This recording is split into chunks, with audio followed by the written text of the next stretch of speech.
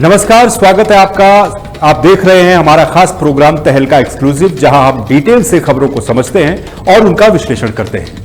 आज के इस खास प्रोग्राम में सबसे पहले देखेंगे हम खबरों का मेन्यू कि आज किन किन खबरों पर हम बात करने वाले हैं। आज के दिन की पहली खबर प्रधानमंत्री नरेंद्र मोदी के बीकानेर दौरे को लेकर के रहेगी, जहां उन्होंने अपने संबोधन में ऑपरेशन सिंदूर को लेकर कई तरह की बातें कही। प्रधानमंत्री नरेंद्र मोदी का यह दौरा कैसा था, उनके भाषण का भी विश्लेषण इस वीडियो में हम आगे करेंगे। साथ ही दूसरी खबर में हम देखेंगे कि कैसे पूरी दुनिया में पिछले कुछ समय में हार्ट अटैक के केस लगातार तेजी के साथ आगे बढ़े हैं। हार्ट अटैक न सिर्फ बुजुर्ग बल्कि उम्रदराज बल्कि युवाओं को भी अपना निशाना कैसे बना रहे हैं, इस पर भी पूरा विश्लेषण आज करेंगे। हार्ट अटैक का भी पूरा हिसाब किताब आज देखा जाएगा। तीसरी खबर में आज हम आपको बताएंगे और सीधे ले चलेंगे खेल के मैदान पर, जानेंगे आईपीएल की सबसे सफल फ्रेंचाइजी मुंबई इंडियंस के चैंपियनशिप डीएनए को, कैसे मुंबई इंडियंस एक सामान्य टीम से चैंपियन टीम में बदल गई और उस बदलाव से आप और हम अपने जीवन में क्या सीख भी ले सकते हैं। आज मुंबई इंडियंस एक बार फिर से आईपीएल के प्लेऑफ में पहुंची, तो क्यों कहा जा रहा है कि बाकी टीमों में डर का माहौल है। यह माहौल कैसे बना, इसको भी आज बारीकी से समझेंगे। तो चलिए आज सबसे पहले प्रधानमंत्री नरेंद्र मोदी की बात करेंगे। प्रधानमंत्री नरेंद्र मोदी का आज एक महत्वपूर्ण दौरा था। बीकानेर में प्रधानमंत्री ने क्या क्या कहा, वो भी आपको आज बताएंगे। प्रधानमंत्री नरेंद्र मोदी ऑपरेशन सिंदूर के बाद पहली बार एक सार्वजनिक कार्यक्रम में पहुंचे। प्रधानमंत्री का ये एक विशेष दौरा भी माना जा रहा है। 22 मई को यानी कि आज के दिन 2025 को राजस्थान के बीकानेर में प्रधानमंत्री ने दौरा किया, जहां उन्होंने विकास परियोजनाओं का शिलान्यास किया और उद्घाटन भी किया। इसके साथ ही प्रधानमंत्री ने एक विशाल जनसभा को भी संबोधित किया। यह दौरा रणनीतिक रूप से महत्वपूर्ण दौरा माना जा रहा है, क्योंकि बीकानेर पाकिस्तान सीमा के करीब में स्थित है। प्रधानमंत्री के भाषण में विकास, राष्ट्रीय सुरक्षा और आतंकवाद पर कड़ा रुख प्रमुखता से दिखाई दिया। जो बातें उन्होंने कही। अब इस दौरे के मुख्य बिंदु क्या थे। प्रधानमंत्री करणी माता मंदिर में दर्शन करने पहुंचे। इसकी शुरुआत इन्होंने देशनोक स्थित प्रसिद्ध करणी माता मंदिर में पूजा अर्चना करने के साथ ही की। यह एक प्रतीकात्मक कदम था, जो धार्मिक और सांस्कृतिक महत्व को रेखांकित भी करता है। विकास परियोजनाओं का उद्घाटन किया गया, शिलान्यास किया गया। प्रधानमंत्री ने बीकानेर में 26,000 करोड़ रुपए से अधिक की विभिन्न विकास परियोजनाओं का शिलान्यास किया और इनका लोकार्पण भी किया। इसमें रेलवे स्टेशन का पुनर्विकास, अमृत भारत स्टेशन योजना के तहत 103 स्टेशनों का वर्चुअली उद्घाटन भी शामिल है। रेल लाइनों का विद्युतीकरण, नई ट्रेन सेवाओं का शुभारंभ जैसे बीकानेर मुंबई एक्सप्रेस और सड़क परियोजनाएं शामिल थी। नाल एयरबेस का दौरा भी उन्होंने किया। उन्होंने नाल एयरबेस पर वायुसेना के जवानों से मुलाकात कर उनका मनोबल बढ़ाया। यह भारत पाकिस्तान, खासतौर पर पाकिस्तान सीमा से निकटता के कारण रणनीतिक रूप से भी काफी महत्वपूर्ण है। इसके अलावा पलान में एक जनसभा भी। प्रधानमंत्री ने पलाना में एक विशाल जनसभा को संबोधित किया, जहां उनके भाषण का मुख्य फोकस राष्ट्रीय सुरक्षा और आतंकवाद पर था। अब प्रधानमंत्री ने अपने इस भाषण में क्या कहा, उसका विश्लेषण करेंगे। प्रधानमंत्री मोदी के बीकानेर भाषण के प्रमुख अंशों और उनके निहितार्थों का विश्लेषण क्या है, वो मैं आपको बताता हूं। राष्ट्रीय सुरक्षा और आतंकवाद पर एक कड़ा संदेश, ऑपरेशन सिंदूर का उल्लेख प्रधानमंत्री ने किया। सिंदूर जब बारूद बन जाता है तो नतीजा क्या होता है। प्रधानमंत्री ने हाल ही में हुए पहलगाम आतंकी हमले, जो कि 22 अप्रैल को हुआ था, इसका जिक्र किया और यह भी कहा कि जहां आतंकियों ने कथित तौर पर धर्म पूछ करके महिलाओं की मांग का सिंदूर उजाड़ दिया था, उन्होंने कहा कि वो गोलियां पहलगाम में चली थी, लेकिन उन गोलियों से 140 करोड़ देशवासियों का सीना छलनी हुआ था। उन्होंने ऑपरेशन सिंदूर का उल्लेख करते हुए बताया कि कैसे 22 मिनट में 9 आतंकी ठिकानों को भारतीय सेना ने तबाह कर दिया। मेरी नसों में लहू नहीं, गर्म सिंदूर बह रहा है। यह बयान आतंकवाद के खिलाफ भारत की दृढ़ इच्छा शक्ति और निर्णायक कार्रवाई को भी दिखाता है। यह एक भावनात्मक अपील थी जो प्रधानमंत्री ने की, जो राष्ट्रीय गौरव और सुरक्षा से जुड़ी हुई थी। प्रधानमंत्री ने पाकिस्तान को सीधी चेतावनी दी है। स्पष्ट रूप से कहा कि जो सोचते थे कि भारत चुप रहेगा, आज वो दुखे पड़े हैं। जो अपने हथियारों पर घमंड करते थे, आज वो मलबे के ढेर में दबे हुए हैं। उन्होंने ये भी कहा कि भारत अब एटम बम की गीदड़ भभकी से नहीं डरने वाला है। तो वही बातें जो कुछ दिन पहले प्रधानमंत्री ने देश के नाम संबोधन में कही थी। भारत पर अगर आतंकी हमला हुआ तो करारा जवाब मिलेगा। समय, तरीका और शर्तें हमारी सेनाएं तय करेंगी। ये बयान भी एक तरीके से भारत की बदली हुई सुरक्षा नीति को दर्शाता है, जहां पर अब भारत अपनी शर्तों पर जवाबी कार्रवाई करेगा। ये कुछ बातें वही थी जो प्रधानमंत्री ने अपने देश के नाम संबोधन में दी थी। पाकिस्तान का रहीम यार खान एयरबेस आईसीयू में पड़ा है, पता नहीं कब खुलेगा। यह बयान भी प्रधानमंत्री ने दिया। अब इसका मतलब क्या है। पाकिस्तान की सैन्य क्षमताओं पर भारत की प्रभावशाली कार्रवाई का एक सीधा दावा यह बयान है, जिसका उद्देश्य पाकिस्तान को हतोत्साहित करना था। भारत के हक का पानी पाक को नहीं मिलेगा, यह बयान प्रधानमंत्री ने दिया। यह बयान पाकिस्तान के साथ सिंधु जल समझौते पर भारत के रुख में संभावित बदलाव या फिर पानी के उपयोग पर नए सिरे से विचार करने का संकेत दे रहा है। अगर पाकिस्तान अपनी आतंकी गतिविधियों पर लगाम नहीं लगाता है तो फिर विकास और इंफ्रास्ट्रक्चर पर भी प्रधानमंत्री की तरफ से जोर दिया गया। अमृत भारत स्टेशन और रेलवे विकास। प्रधानमंत्री ने बताया कि कैसे भारत ने पिछले 11 वर्षों में सड़क, रेलवे स्टेशन और ओवरब्रिज जैसे इंफ्रास्ट्रक्चर में 6 गुना अधिक निवेश किया है। उन्होंने राजस्थान में रेलवे के लिए रिकॉर्ड 70,000 करोड़ रुपए के निवेश का भी उल्लेख किया है, जो 2014 से पहले की तुलना में 15 गुना अधिक है। कनेक्टिविटी और रोजगार। उन्होंने कहा कि इन परियोजनाओं से न केवल कनेक्टिविटी बढ़ी है बल्कि रोजगार के अवसर भी पैदा हुए हैं। इसके अलावा प्रधानमंत्री ने विकसित भारत का संकल्प भी दोहराया। पीएम मोदी ने विकसित भारत के अपने दृष्टिकोण को दोहराया, जिसमें विकास के साथ साथ सुरक्षा और आत्मविश्वास भी शामिल है। उन्होंने कहा कि भारत का हर कोना, हर सीमा और हर नागरिक अब ताकतवर भारत की पहचान बनेगा। इसके अलावा आत्मविश्वास और नए भारत का संदेश भी यहां से दिया गया। प्रधानमंत्री ने यह संदेश देने का प्रयास किया कि नया भारत अब कमजोर भारत नहीं है और आतंकवाद को कड़ा जवाब देने में सक्षम है। उन्होंने शोध प्रतिरोध का खेल नहीं चलेगा, यह न्याय का स्वरूप है, यह कहकर भारत की कार्रवाई को न्याय संगत भी ठहराया। जनता से संवाद स्थापित करते हुए उन्होंने कहा कि मैं देश नहीं मिटने दूंगा, वही लाइनें जिस पर गीत भी बने थे। यानी कि प्रधानमंत्री नरेंद्र मोदी का बीकानेर दौरा एक बहुआयामी दौरा भी कहा जा सकता है, जिसमें उन्होंने धार्मिक श्रद्धा, विकास की प्रतिबद्धता और राष्ट्रीय सुरक्षा पर दृढ़ संकल्प का प्रदर्शन भी किया एक तरीके से, और अपनी बात भी कही। सीमावर्ती क्षेत्र से ऑपरेशन सिंदूर और आतंकवाद पर दिए गए उनके कड़े बयानों का उद्देश्य न केवल पाकिस्तान को स्पष्ट संदेश देना था, बल्कि घरेलू स्तर पर भी अपनी सरकार की राष्ट्रीय सुरक्षा नीतियों को मजबूती से जनता के सामने रखना था। विकास परियोजनाओं के उद्घाटन के माध्यम से उन्होंने क्षेत्र के आर्थिक और सामाजिक उत्थान के प्रति अपनी सरकार की प्रतिबद्धता दोहराई। ये दौरा आगामी राजनीतिक परिदृश्यों में महत्वपूर्ण हो सकता है, जहां राष्ट्रीय सुरक्षा एक प्रमुख चुनावी मुद्दा बना हुआ है। तो यानी कि यह प्रधानमंत्री का दौरा था, जो जो बातें उन्होंने कही वो बातें मैंने आपको बताई। अब हम अपनी अगली खबर का रुख करेंगे। अगली खबर आम नागरिक के, युवाओं के, बुजुर्गों के और उम्र दराज जो लोग हैं उनके स्वास्थ्य से जुड़ी हुई है। देश और दुनिया में हार्ट अटैक के मामले लगातार बढ़ते जा रहे हैं। हाल के वर्षों में देश और दुनिया भर में हार्ट अटैक के मामलों में चिंताजनक वृद्धि देखी गई है, खासकर युवाओं में। यह एक गंभीर सार्वजनिक स्वास्थ्य चुनौती बनता जा रहा है, जिसके पीछे कई कारण जिम्मेदार हो सकते हैं, जिसमें जीवन शैली में बदलाव, तनाव यानी कि स्ट्रेस होना और खान पान की आदतें प्रमुख हैं। हार्ट अटैक के बारे में सबसे पहले जान लेते हैं कि हार्ट अटैक आखिर क्यों होता है। हार्ट अटैक, जिसे मायोकार्डियल इंफेक्शन भी कहते हैं, यह तब होता है जब हृदय की मांसपेशियों तक रक्त का प्रवाह गंभीर रूप से कम हो जाता है या फिर पूरी तरह से अवरुद्ध हो जाता है, रुक जाता है। यह अवरोध आमतौर पर कोरोनरी धमनियों में वसा, कोलेस्ट्रॉल और अन्य पदार्थों के जमाव, जिसे हम प्लाक कहते हैं, उसके कारण होता है। इस प्रक्रिया को एथेरोस्क्लेरोसिस कहा जाता है। जब ये प्लाक टूटता है तो रक्त का थक्का बन जाता है, जो रक्त प्रवाह को पूरी तरह से रोक देता है, जिससे हृदय की मांसपेशियों को ऑक्सीजन नहीं मिलता और वो क्षतिग्रस्त हो जाती है या फिर मर जाती है। इस तरीके से हार्ट अटैक आता है। लेकिन इसके मुख्य कारण क्या है? कोरोनरी धमनियों का रोग, जिसे हम सीएडी कहते हैं। यह हार्ट अटैक का सबसे आम कारण है। धमनियों में प्लाक जमने से वो संक्रिय हो जाती है। उक्त रक्तचाप यानी कि हाइपरटेंशन, लंबे समय तक अनियंत्रित उच्च रक्तचाप धमनियों को नुकसान पहुंचाता है। हाई कोलेस्ट्रॉल एक इसका मुख्य कारण है, विशेष रूप से खराब कोलेस्ट्रॉल, जिसे एलडीएल का बढ़ा हुआ स्तर प्लाक के जमाव को बढ़ावा देता है।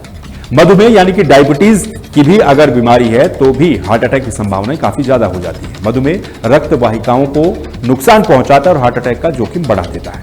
मोटापा, अत्यधिक वजन से भी उच्च रक्तचाप, मधुमेह और हाई कोलेस्ट्रॉल का खतरा बना रहता है, जिससे हार्ट अटैक का खतरा भी बना रहता है। धूम्रपान रक्त वाहिकाओं को संकरा कर देता है, यानी कि धूम्रपान करने से भी हार्ट अटैक के चांसेस बढ़ जाते हैं और रक्त के थक्के बनने का जोखिम बढ़ जाता है। शराब का अत्यधिक सेवन करना यानी कि अल्कोहल कंजम्पशन करना जरूरत से ज्यादा, यह रक्तचाप को बढ़ा सकता है और हृदय को नुकसान पहुंचा सकता है। तनाव यानी कि स्ट्रेस भी हार्ट अटैक का एक मुख्य कारण बनता हुआ अब नजर आ रहा है। तीव्र या फिर पुराना तनाव या फिर स्ट्रेस हृदय पर यानी कि हार्ट पर प्रतिकूल प्रभाव डाल सकता है। शारीरिक गतिविधियों की कमी, लैक ऑफ फिजिकल एक्टिविटीज, जो कि आजकल के युवाओं में काफी ज्यादा देखने को मिल रही है। जो कामकाजी युवा हैं, जो 9 to 5 जॉब वाले युवा हैं, उनके जीवन में लैक ऑफ फिजिकल एक्टिविटीज नजर आ रही है, यानी कि जो शारीरिक गतिविधियां उनके होनी चाहिए थी वो नहीं नजर आ रही है। इससे जीवन शैली पर असर पड़ रहा है और हार्ट अटैकों की संख्या बढ़ती जा रही है। असंतुलित खान पान भी इसकी एक महत्वपूर्ण वजह है। प्रोसेस्ड फूड, अत्यधिक वसा और चीनी युक्त भोजन का सेवन करना हार्ट अटैक को न्योता देना जैसा ही है। आनुवंशिक कारण भी इसके कुछ हो सकते हैं, यानी कि जेनेटिक फैक्टर्स हैं। यदि परिवार में हृदय रोग का इतिहास पुराना रहा है तो हार्ट अटैक के जोखिम और ज्यादा बढ़ जाते हैं। अब कोविड-19 का प्रभाव इस पर क्या पड़ा है वो भी समझ लेते हैं। कुछ अध्ययनों से, कुछ स्टडीज से पता चलता है कि कोविड-19 के बाद युवाओं में हृदय रोग का खतरा बढ़ा है। हार्ट अटैक के लक्षण कैसे होते हैं, इन्हें हम कैसे पहचाने, तो इस पर आप सुन लीजिए। हार्ट अटैक के लक्षण व्यक्ति व्यक्ति में भिन्न भिन्न हो सकते हैं, यानी कि पर्सन टू पर्सन डिपेंड करता है, लेकिन कुछ सामान्य चेतावनी संकेत हैं जिन पर ध्यान देना महत्वपूर्ण है।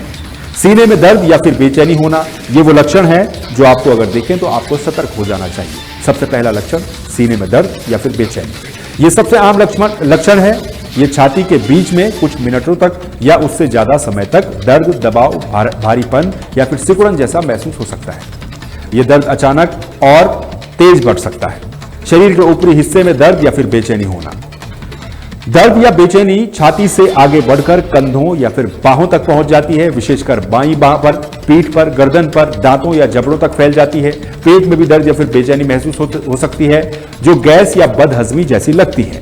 ऐसे में बहुत सारे लोग गैस या फिर बदहजमी समझ करके इसको नजरअंदाज कर देते हैं, जो कि खतरनाक साबित हो सकता है। सांस लेने में कठिनाई होना, सांस लेने में तकलीफ हो सकती है जो अक्सर सीने में बेचैनी से पहले या फिर उसके साथ होती है। पसीना आना हार्ट अटैक का एक महत्वपूर्ण लक्षण है। जब आपको हार्ट अटैक आ रहा हो तो अचानक ठंडा पसीना आने लगता है। मतली या फिर उल्टी हो जाना, पेट खराब होने या फिर उल्टी होने जैसा महसूस होता है। चक्कर आना या बेहोशी, इस तरीके के लक्षण भी आपको महसूस हो सकते हैं। चिंता या घबराहट, जिसे हम एंग्जाइटी कहते हैं, अचानक संकट या फिर घबराहट सा महसूस होना, इस तरह की भी आपको संकेत मिल सकते हैं जब आपको हार्ट अटैक आ रहा हो। दिल की धड़कन का तेज होना या फिर अनियमित होना, असामान्य रूप से तेज या फिर अनियमित दिल की धड़कन महसूस होना। अब महिलाओं में इसके लक्षण कुछ अलग पाए जाते हैं, उनको भी देख लेते हैं। महिलाओं में हार्ट अटैक के लक्षण पुरुषों से कुछ भिन्न हो सकते हैं। उनके सीने में दर्द की बजाय सांस फूलना, मतली, थकान और पीठ या जबड़े में दर्द जैसे लक्षण अधिक आम हो सकते हैं, यानी कि महिलाओं में इसके लक्षण बिल्कुल अलग हैं। लेकिन अब इसके बचाव हम कैसे कर सकते हैं? हार्ट अटैक के जोखिम को कम करने के लिए जीवन शैली में बदलाव और नियमित स्वास्थ्य जांच काफी महत्वपूर्ण है। स्वस्थ आहार जैसे फल, सब्जियां, साबुत अनाज और लीन प्रोटीन से भरपूर संतुलित आहार लें। प्रोसेस्ड फूड, संतृप्त वसा यानी कि जिसे हम ट्रांस फैट कहते हैं, अधिक नमक और चीनी का सेवन आपको कम करना चाहिए। नियमित व्यायाम हर बीमारी का एक परमानेंट सॉल्यूशन हो सकता है। हर दिन कम से कम 30 मिनट की मध्यम तीव्रता वाली शारीरिक एक्टिविटी करें, चाहे वो चलने से रिलेटेड हो या फिर दौड़ने से रिलेटेड हो। धूम्रपान और शराब से बचें। धूम्रपान और शराब का सेवन पूरी तरह से छोड़ दें या फिर सीमित कर दें। स्वस्थ वजन बढ़ाएं, यानी कि मोटापे से आप बचें और अपने बॉडी मास इंडेक्स BMI को नियंत्रित रखें। ब्लड प्रेशर और कोलेस्ट्रॉल नियंत्रित करें। नियमित रूप से इनकी जांच करवाएं और यदि आवश्यक पड़े तो डॉक्टर की सलाह पर दवाई लें। मधुमेह का प्रबंधन, मधुमेह के रोगियों को अपने रक्त शर्करा यानी कि जो उनकी डायबिटीज है उसके स्तर को नियंत्रित रखना चाहिए। तनाव प्रबंधन करना चाहिए, यानी कि स्ट्रेस मैनेजमेंट भी आपको करना चाहिए। योग पर ध्यान दें, योग करें, ध्यान करें, प्राणायाम करें या फिर अन्य विश्राम तकनीकों के माध्यम से तनाव को, अपने स्ट्रेस को कम करने की कोशिश करें। पर्याप्त नींद लेना एक बहुत अच्छा उपाय हो सकता है। हर रात लगभग 7 से 8 घंटे की गुणवत्तापूर्ण नींद आपको लेनी चाहिए। नियमित स्वास्थ्य जांच कराना, खासकर यदि आपके परिवार में हृदय रोग का इतिहास है तो नियमित रूप से डॉक्टरों से आपको जांच करवानी चाहिए। अब लक्षणों को आपको पहचानना होगा और तत्काल मदद लेनी होगी। यदि आपको हार्ट अटैक के कोई भी लक्षण महसूस होते हैं, जो कि मैंने आपको पहले बताए, तो बिना देर किए तत्काल चिकित्सा सहायता या फिर एम्बुलेंस को आप बुला लें। अब भारत में हार्ट अटैक से रिलेटेड डेटा क्या कहता है? भारत में हार्ट अटैक का बोझ काफी ज्यादा पड़ा है। इंडियन हार्ट एसोसिएशन की एक रिपोर्ट के अनुसार भारत में हार्ट अटैक से होने वाली मौतों का औसत वैश्विक औसत से भी ज्यादा है। दुनिया में प्रति 1 लाख लोगों पर 235 लोगों की मौत होती है, यानी कि 1 लाख लोगों पर 235 लोगों की मौत दुनिया में हो रही है, जबकि भारत में यह आंकड़ा प्रति 1 लाख मौतों पर 272 से 276 का है। यानी कि दुनिया में जो आंकड़ा चल रहा है, भारत में इसका आंकड़ा उससे भी ज्यादा है। Global burden of disease report यानी कि GBD के अनुसार भारत में कुल मौतों से लगभग 24.2% रोग हृदय रोगों के कारण मौतें होती हैं। यानी कि कुल जितनी मौतें होती हैं उसका 1/4 मौतें सिर्फ हार्ट अटैक से भारत में हो रही हैं। वर्तमान समय में देश में लगभग 9 करोड़ लोग हृदय संबंधित बीमारियों से पीड़ित हैं, हार्ट डिजीज से परेशान हैं, लगभग 9 करोड़ लोग। इसके अलावा युवाओं में हार्ट अटैक के मामले तेजी के साथ बढ़े हैं। इंडियन हार्ट एसोसिएशन की रिपोर्ट यह बताती है कि बीते सालों में 50 से कम उम्र के 50% और 40 से कम उम्र के 25% लोगों में हार्ट अटैक का जोखिम देखा गया है। कोविड-19 महामारी के बाद 20 से 30 साल के युवाओं में भी, सोचिए आप, 20 से 30 साल के बीच में जिसकी उम्र है उसमें भी हृदय रोग का खतरा तेजी के साथ बढ़ा है। भारत में दिल का दौरा पड़ने से होने वाली 50% मौतें घर पर ही हो जाती हैं, जिसका एक मुख्य कारण इलाज में देरी है। वही बातें जो मैंने आपको पहले बताई, हम लक्षणों को पहचान नहीं पाते हैं और पहचानने के बाद हम समय से उसका ट्रीटमेंट नहीं करवा पाते हैं, जिस कारण भारत में 50% मौतें हार्ट अटैक से जो होती हैं उनका एक मुख्य कारण है कि इलाज में देरी के चलते वो मौतें घर पर ही हो जाती हैं। भारत में लगभग प्रति 2.5 यानी कि 2.5 लाख हृदय रोगियों पर केवल एक कार्डियोलॉजिस्ट उपलब्ध है। अब यहां पर गंभीर समस्या डॉक्टरों की भी है। ये बहुत एक गंभीर समस्या है जो मैंने आपको डेटा बताया। लगभग 2.5 लाख अगर पेशेंट हैं तो उस पर सिर्फ एक कार्डियोलॉजिस्ट डॉक्टर मौजूद है, जो कि एक गंभीर समस्या है। बच्चों में जन्मजात हृदय संबंधी समस्याओं के लिए जो शल्य चिकित्सा मृत्यु दर है वो 8 से 13% तक की है, जबकि विकसित देशों में ये 5% से भी कम है। ये डेटा भारत में हृदय रोगों की बढ़ती गंभीरता और इस पर तत्काल ध्यान देने की आवश्यकता को भी दर्शाता है। जागरूकता अभियान, स्वस्थ जीवन शैली को बढ़ावा देना और स्वास्थ्य सुविधाओं में सुधार करना इस चुनौती से निपटने के लिए एक महत्वपूर्ण कदम भी साबित हो सकता है। तो ये थी बात हार्ट अटैक को लेकर, किस तरह से हार्ट अटैक देश और दुनिया में लगातार पिछले कुछ सालों में तेजी के साथ फैला है, इसके क्या लक्षण हो सकते हैं और कैसे इससे बचा जा सकता है, डेटा क्या कहता है वो भी हमने जाना। अब आपको सीधे लिए चलते हैं खेल की दुनिया में और खेल के मैदान पर। आईपीएल यानी कि इंडियन प्रीमियर लीग में मुंबई इंडियंस ने कल दिल्ली कैपिटल्स को हराया और मुंबई इंडियंस ने प्लेऑफ में एक बार फिर से अपनी जगह बना ली है। आईपीएल में मुंबई इंडियंस 5 खिताब जीत चुकी है और उसकी सफलता का राज क्या है उसको आज हम जानने की कोशिश करेंगे। इंडियन प्रीमियर लीग यानी कि आईपीएल के इतिहास में मुंबई इंडियंस, एमआई जिसे कहा जाता है, वो सबसे सफल फ्रेंचाइजी है जिसने रिकॉर्ड 5 बार आईपीएल का खिताब जीता है। ये जीत 2013, 2015, 2017, 2019, 2020 में रोहित शर्मा की कप्तानी में हासिल की गई थी। यानी कि हर दूसरे साल मुंबई इंडियंस आईपीएल का टाइटल जीत रही थी। हालांकि आईपीएल में चेन्नई सुपर किंग भी 5 टाइटल जीत करके मुंबई इंडियंस के बराबर ही है, लेकिन अगर ओवरऑल दुनिया में जितनी भी T20 लीग्स हो रही हैं उनमें देखा जाए तो एमआई फ्रेंचाइजी का दबदबा हर जगह पर कायम रहता है। इसके अलावा मुंबई इंडियंस चैंपियंस लीग जो पहले हुआ करती थी उसको भी जीती है। रोहित शर्मा की कप्तानी में ये जीत हुई है।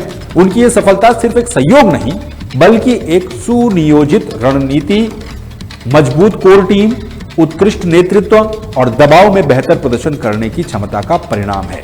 इसी क्षमता को आज हम देखेंगे और समझेंगे कि आखिर मुंबई इंडियंस कैसे आईपीएल इतिहास की इतनी सफल फ्रेंचाइजी बन गई और इसका हमारे जीवन पर हम इससे क्या सीख ले सकते हैं, अपने जीवन में, अपने संस्थानों में या फिर अपने परिवार में किसी भी जगह पर कैसे इसको अडॉप्ट कर सकते हैं।